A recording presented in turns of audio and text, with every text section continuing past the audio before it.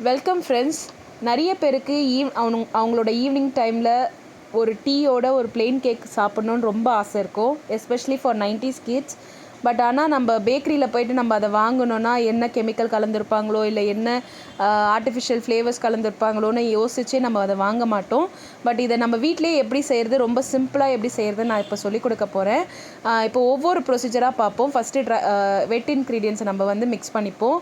வெட் இன்க்ரீடியன்ஸில் first நான் ஒரு பவுலில் மில்க் மேட் எடுத்து ஊற்றிட்டு அது கூட பவுடர் சுகர் வந்து மிக்ஸ் பண்ண போகிறேன்.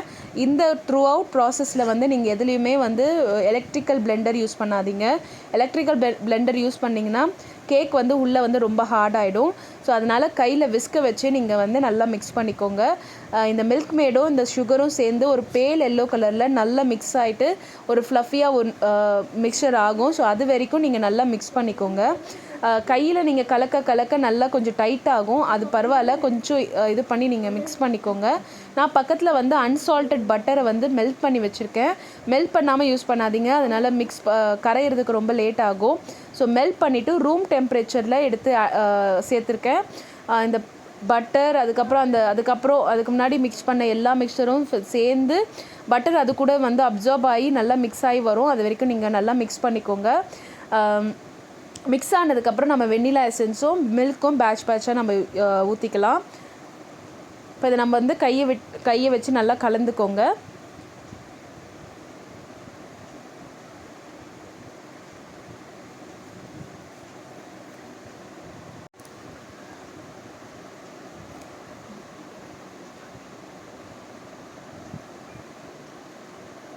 இப்போ இது நல்லா மிக்ஸ் ஆகிடுச்சு. இப்போ நான் இது கூட வெண்ணிலா எசன்ஸ் சேர்க்குறேன்.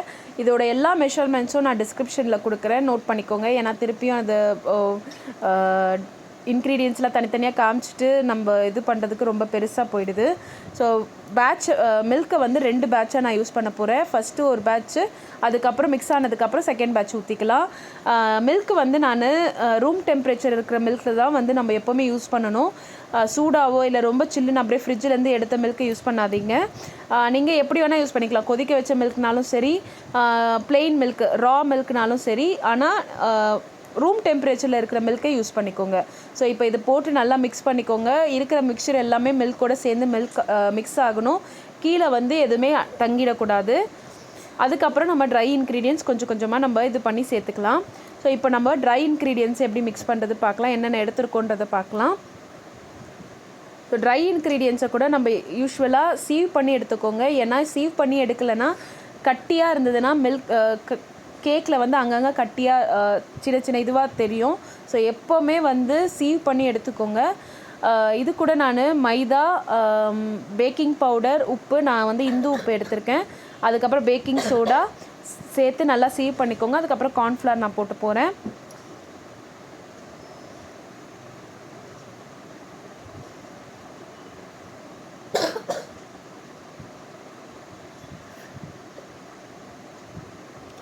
ஸோ இப்போ வந்து நம்ம சீவ் பண்ணி எடுத்தாச்சு. இப்போ நம்ம வெட் இன்க்ரீடியன்ஸோட ட்ரை இன்க்ரீடியன்ஸும் நம்ம மிக்ஸ் பண்ணிப்போம்.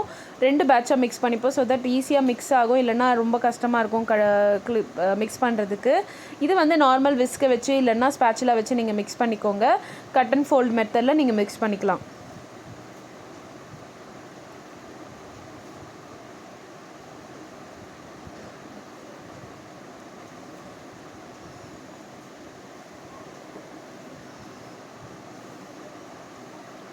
நல்லா ஸ்மூத்தான பேஸ்ட்டாக யூஸ்வலாக நம்ம கேக்குக்கு எப்படி நீங்கள் இது பண்ணுவீங்களோ அதுக்கேற்ற மாதிரி நீங்கள் பண்ணிக்கலாம். இதில் நீங்கள் என்ன டாப்பிங்ஸ் வேணால் போட்டுக்கலாம். இதில் நான் ப்ளெயின் கேக் பண்ண போகிறேன். ஸோ உங்களுக்கு என்ன விருப்பமோ அது மாதிரி போட்டுக்கலாம். இதில் வந்து நான் ஒரு ஸ்கொயர் டின் எடுத்திருக்கேன். பார்ச்மெண்ட் பேப்பர் போட்டு மேலே வந்து பட்டர் போட்டு நல்லா இது பண்ணி வச்சுருக்கேன். ஸோ இதில் வந்து நம்ம மிக்சரை ஊற்றிட்டு ஒரு 2 வாட்டி டேப் பண்ணிப்போம். டேப் பண்ணுறது எதுக்காகனா உள்ளே இருக்கிற ஏர் பபிள்ஸ்லாம் வெளியில் வர்றதுக்காக. ஸோ டேப் பண்ணிவிட்டு 180 டிகிரி செல்சியஸில் ப்ரீஹீட் பண்ண அவனில் 35 to 40 மினிட்ஸ் வச்சு நல்லா பேக் பண்ணி எடுத்துக்கோங்க. ஸோ பேக் ஆகிடுச்சு கேக்கு. நல்லா நம்ம எதிர்பார்த்த டெக்ஸ்சர் வந்துச்சு. மேலே இருக்கிறது ப்ரௌன் கலரில், உள்ளே இருக்கிறது நல்லா சாஃப்ட் வெண்ணிலா ஒரு மாதிரி லைட் எல்லோஷ் கலரில் வந்திருக்கு.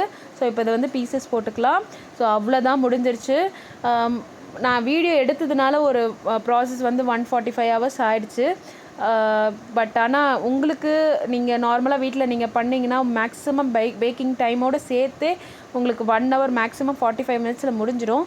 ஸோ வீட்டில் ட்ரை பண்ணி பாருங்கள். உங்கள் குழந்தைங்களுக்கு, உங்கள் வீட்டில் இருக்கிறவங்களுக்கு நீங்கள் இதெல்லாம் செஞ்சு கொடுத்தீங்கன்னா வித்தவுட் எனி ஆர்டிஃபிஷியல் இன்க்ரீடியன்ட்ஸ் இல்லைனா எதுவும் ஃப்ளேவரிங் எதுவும் கலர்ஸ் இல்லாமல் உங்களோட லவ் அண்ட் இது அஃபெக்ஷன் மட்டும் வச்சு இந்த மாதிரி கேக் நீங்கள் செஞ்சு கொடுத்தீங்கன்னா உங்கள் வீட்டில் இருக்கிற குட்டீஸ் ரொம்ப என்ஜாய் பண்ணுவாங்க. ஸோ இன்னொரு நாள் ஒரு டிஷ்ஷோட ஒரு கேக் ரெசிபியோடு நான் சந்திக்கிறேன். வீடியோஸ் கூட நான் அடிக்கடி போட முடிய மாட்டேங்குது. நான் எப்படியோ வீக்லி ஒன்ஸ் வந்து இது மாதிரி வீட்லேயே எப்படி செய்கிறது, நம்ம வெளியில் வாங்காமல் இந்த மாதிரி டிஷ்ஷஸ் நான் கவர் பண்ண பார்க்குறேன். ஸோ இதோட ஒரு அடுத்த வீடியோவில் நான் உங்களை சந்திக்கிறேன். அது வரைக்கும் டேக் கேர், பாய்.